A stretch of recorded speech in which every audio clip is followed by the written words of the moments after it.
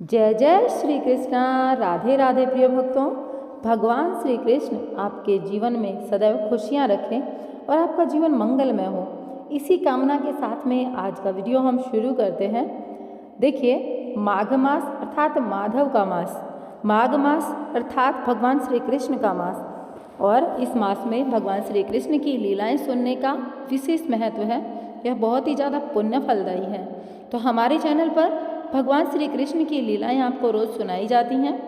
तो फटाफट से माघ मास का जो महात्म्य है या फिर महत्व है इस दिन का, वह ज़रूर सुनिए और कंप्लीट वीडियो देखिएगा, पूरा वीडियो देखिएगा और चैनल को सब्सक्राइब कर दीजिए, वीडियो को लाइक कर दीजिए, कमेंट बॉक्स में लिख दीजिए जय श्री कृष्णा। आपका और आपके परिवार का जीवन सदैव खुशियों से भरा रहेगा भगवान श्री कृष्ण की आराधना करने से। तो चलिए शुरू करते हैं आज का अध्याय। मृगशृंग मुनि के द्वारा माघ के पुण्य के एक हाथी का उद्धार तथा मरी हुई कन्याओं का जीवित होना आज के अध्याय में हम सुनेंगे। वशिष्ठ जी कहते हैं, राजन, भोजपुर में उचथ्य नामक एक श्रेष्ठ मुनि थे। उनके कमल के समान नेत्रों वाली एक कन्या थी जिसका नाम सुव्रता था। वह माघ मास में प्रतिदिन सवेरे ही उठकर अपनी कुमारी सखियों के साथ कावेरी नदी के पश्चिमगामी प्रवाह में स्नान किया करती थी। स्नान के समय वह इस प्रकार करती थी, देवी, तुम सह्य पर्वत की घाटी से निकलकर श्री रंग क्षेत्र में प्रवाहित होती श्री कावेरी, तुम्हें मेरा नमस्कार है। मेरे पापों का नाश करो। मरुवृद्धे, तुम बड़ी सौभाग्यशाली हो। माघ मास में जो लोग तुम्हारे जल में स्नान करते हैं उनके बड़े बड़े पापों को तुम हर लेती हो। माता, मुझे मंगल प्रदान करो।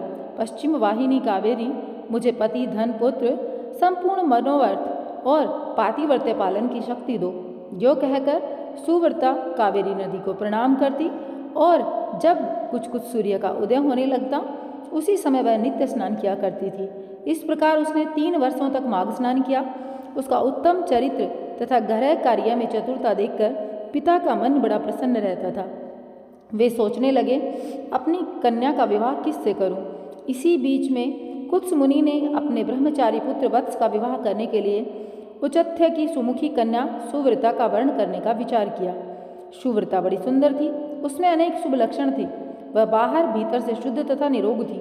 उस समय उसकी कहीं तुलना थी। वत्स मुनि ने उससे विवाह करने की अभिलाषा नहीं की। एक दिन सुव्रता अपनी 3 सखियों के साथ माघ स्नान के लिए अरुणोदय के समय कावेरी के तट पर आई। उसी समय एक भयानक जंगली हाथी पानी से निकला। उसे देखकर सुव्रता आदि कन्याएं भय से व्याकुल होकर भागी। हाथी भी बहुत दूर तक उनके पीछे पीछे गया। चारों कन्याएं वेग से दौड़ने के कारण हाँफने लगी और तिनकों से ढके हुए एक बहुत बड़े जलशून्य कुएं में गिर पड़ी। कुएं में गिरते ही उनके प्राण निकल गए। जब वे लौटकर घर नहीं आई तब माता पिता उनकी खोज करने हेतु इधर उधर भटकने लगे। उन्होंने वन वन में घूमकर झाड़ी झाड़ी छान डाली। आगे जाने पर एक गहरा कुआं दिखाई दिया जो तिनकों से ढका होने के कारण प्राय दृष्टि में नहीं आता था। उन्होंने देखा वे कमल लोचना कन्याएं कुएं के भीतर निर्जीव होकर पड़ी हैं। उनकी माताएं कन्याओं के पास चली गई और शोकग्रस्त होकर बारंबार उन्हें छाती से लगाकर विमले, कमले, शुभृते, शूर्षे आदि नाम लेकर विलाप करने लगी। कन्याओं की माताएं जब इस प्रकार से जोर जोर से क्रंदन कर रही थी उसी समय तपस्या के भंडार, कांतिमार, क्षीर तथा जितेंद्रिय श्रीमान मृगशृंग मुनि वहां आ पहुँचे। उन्होंने मन ही मन एक उपाय सोचा और सोचकर उन्हें आश्वासन देते हुए कहा, जब तक इन कमल नयनी कन्याओं को जीवित न कर दूं तब तक आप लोग इनके सुंदर शरीर की रक्षा करें। यूँ कहकर मुनि परम पावन कावेरी के तट पर गए और कंठ पर पानी में खड़े हो मुख एवं भुजाओं को ऊपर उठाए सूर्य की ओर देखते हुए मृत्यु देवता की स्तुति करने लगे। इसी बीच में एक समय वही हाथी पानी के भीतर से उठा और ब्राह्मण मुनि को मारने के लिए सूंड उठाए बड़े वेग से उनके समीप आया। हाथी का क्रोध देखकर भी मुनिवर मृगशृंग जल से विचलित नहीं हुए, अपितु चित्रलिखित से चुपचाप खड़े रहे। पास आने पर एक ही क्षण में उस गजराज का क्रोध चला गया। वह बिल्कुल शांत हो गया। उसने मुनि को सूंड से पकड़कर अपनी पीठ पर बिठा लिया। मुनि उसके भाव को समझ गए।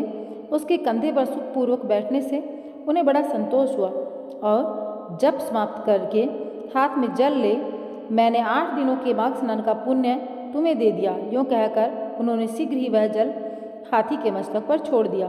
इससे गजराज पाप रहित हो गया और मानो इस बात को स्वयं भी समझते हुए उसने प्रलयकालीन मेघ के समान बड़े जोर से गर्जना की। उसकी इस गर्जना से भी मुनि मन में बड़ी प्रसन्नता हुई। उन्होंने कृपापूर्वक उस गजराज की ओर देखकर उसके ऊपर अपना हाथ फेरा। मुनि के हाथ का स्पर्श होने से उसने हाथी का शरीर त्याग दिया और आकाश में देवता की भांति दिव्य रूप धारण किए दृष्टिगोचर हुआ। उस रूप में उसे देखकर मुनीश्वर को बड़ा विस्मय हुआ। तब दिव्य रूपधारी उस जीव ने कहा, मुनीश्वर, मैं कृतार्थ हो गया, क्योंकि आपने मुझे अत्यंत निंदित एवं पापमयी पशु योनि से मुक्त कर दिया। दयानिधे, अब मैं अपना सारा वृत्तांत बताता हूँ, सुनिए। पूर्व काल की बात है। नैषद नगर में विश्वगुप्त नाम से प्रसिद्ध परम धर्मात्मा स्वधर्म पालन में तत्पर एक वैश्य रहते थे। मैं उन्हीं का पुत्र था। मेरा नाम धर्मगुप्त था। स्वाध्याय, यजन, दान, सूद लेना, पशुपालन, गोरक्षा, खेती और व्यापार, यही सब मेरा काम था। द्विजश्रेष्ठ, मैं अनुचित काम और दंभ से सदा दूर ही रहा। सत्य बोलता, किसी की निंदा नहीं करता। इंद्रियों को काबू में रखकर अपनी स्त्री से ही अनुराग करता था और पराई स्त्रियों के संपर्क से बचा रहता था। मुझ में राग, भय और क्रोध नहीं थे। लोभ और मत्सर को भी मैंने छोड़ रखा था।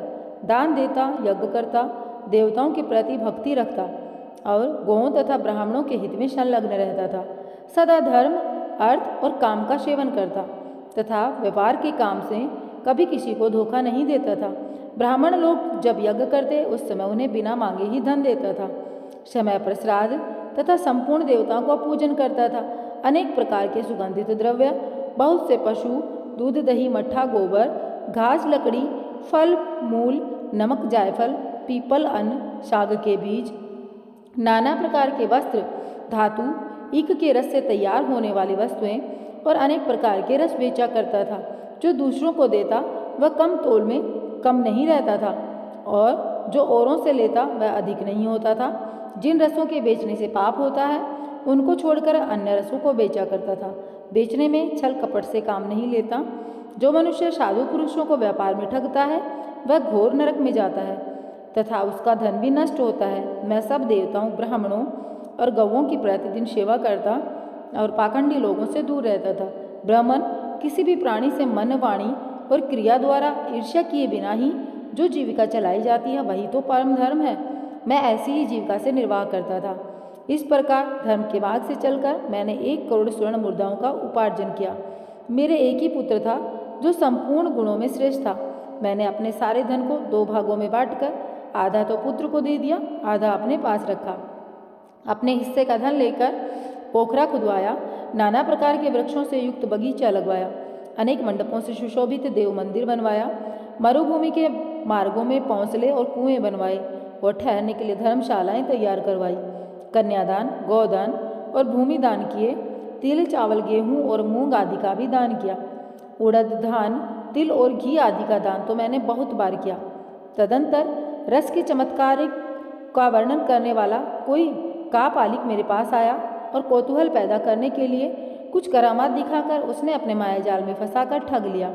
उसकी करतूतें देखकर उसके प्रति मेरा विश्वास बढ़ गया और रसवादी, चांदी, सोना आदि बनाने के नाम पर मेरा सारा धन बर्बाद हो गया। उस कापालिक ने मुझे भ्रम में डालकर बहुत दिनों तक भटकाया। उसके लिए धन दे देकर मैं दरिद्र हो गया। माघ का महीना आया। मैंने 10 दिनों तक सूर्योदय के समय महानदी में स्नान किया, किंतु बुढ़ापे के कारण इससे अधिक समय में स्नान का नियम चलाने में असमर्थ हो गया। इसी बीच में मेरा पुत्र देशांतर में चला गया।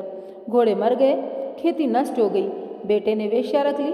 फिर भी भाई बंधु यह सोचकर कि यह बेचारा बूढ़ा धर्मात्मा और पुण्यवान है, धर्म के उद्देश्य से मुझे कुछ सूखा और अन्न और भात दे दिया करते थे। अब मैं अपना धर्म बेचकर कुटुंब का पालन पोषण करने लगा। केवल माघ स्नान के फल को मैं नहीं बेच सका। एक दिन जिह्वा की लोलुपता के कारण दूसरों के घर पर खूब गले तक ठूसकर मिठाई खा ली। इससे अजीर्ण हो गया। अजीर्ण से अतिसार की बीमारी हुई, उससे मेरी मृत्यु हो गई। केवल माघ स्नान के प्रभाव से मैं मनवंतर तक स्वर्ग में देवराज इंद्र के पास रहा और पुण्य की समाप्ति हो जाने पर हाथी की योनि में उत्पन्न हुआ। जो लोग धर्म बेचते हैं वे हाथी ही होते हैं। विप्रवर, इस समय आपने हाथी की योनि से मेरा उद्धार कर दिया। मुझे स्वर्ग की प्राप्ति होने के लिए आपने पुण्यदान किया। मुनीश्वर मैं कृतार्थ हो गया, मैं कृतार्थ हो गया, आपको नमस्कार है, बारंबार नमस्कार है। यो कहकर वह स्वर्ग को चला गया। सच है, सत्पुरुषों का संग उत्तम गति प्रदान करने वाला होता है।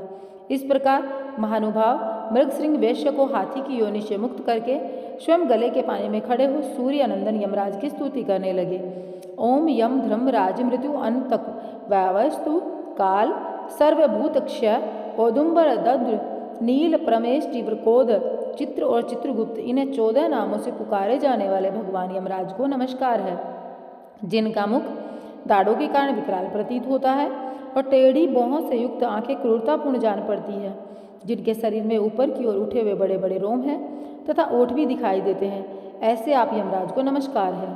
बहुत लंबे आपके अनेक भुजाएं हैं, अनंत नख हैं तथा कज्जल गिरी के समान काला शरीर और भयंकर रूप है, आपको मेरा नमस्कार है। भगवान आपका वेश बड़ा भयानक है, आप पापियों को भय देते, काल दंड से धमकाते और सब प्रकार के अस्त्र शस्त्र धारण करते हैं। बहुत बड़ा भैंसा आपका वाहन है, आपके नेत्र दहकते हुए अंगारों के समान जान पड़ते हैं।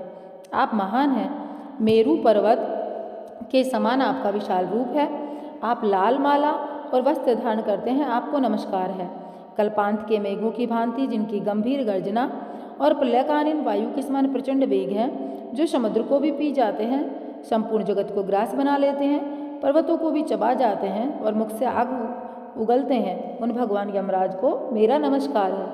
भगवान अत्यंत घोर और अग्नि के समान तेजस्वी काल रूप मृत्य, बहुत से रोग आपके पास सेवा में उपस्थित रहते हैं, आपको मेरा नमस्कार है। आप भयानक मारी और अत्यंत भयंकर महामारी के साथ रहते हैं, पापिष्टों के लिए आपका ऐसा स्वरूप है, आपको बारंबार मेरा नमस्कार है।